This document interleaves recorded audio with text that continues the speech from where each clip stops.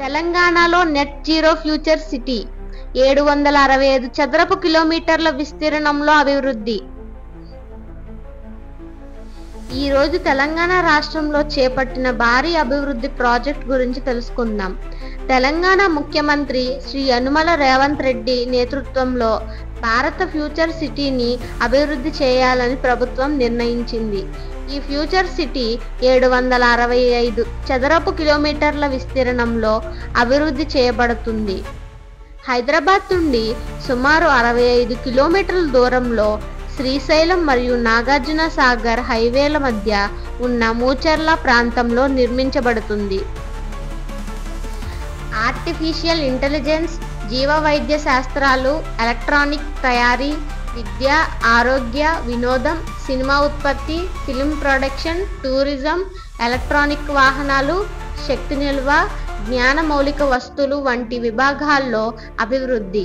Multi modal connectivity, internal metro railway మరియు bus rapid transit system ద్వారా నగరంలో వివిధ ప్రాంతాలకు సౌకర్యవంతమైన రవాణా. యంగ్ ఇండియా స్కిల్ యూనివర్సిటీ, నవయువతకు నైపుణ్యాలు అందించడానికి ప్రత్యేకంగా ఈ యూనివర్సిటీని స్థాపించనున్నారు.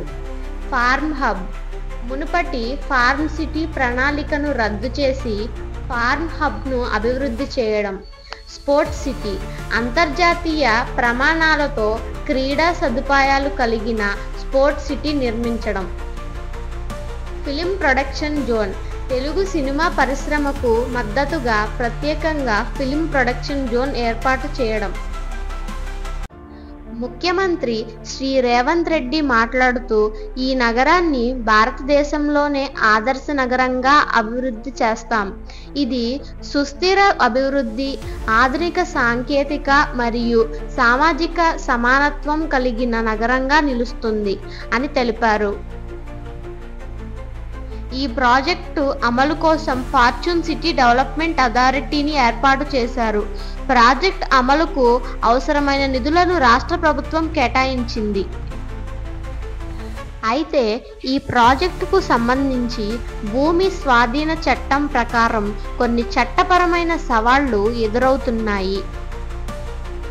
మునుపటి ఫార్మ్ సిటీ ప్రణాళిక కోసం స్వాధీనం చేసుకున్న భూములను కొత్త ప్రాజెక్ట్ కోసం ఉపయోగించాలంటే చట్టపరమైన అనుమతులు అవసరం.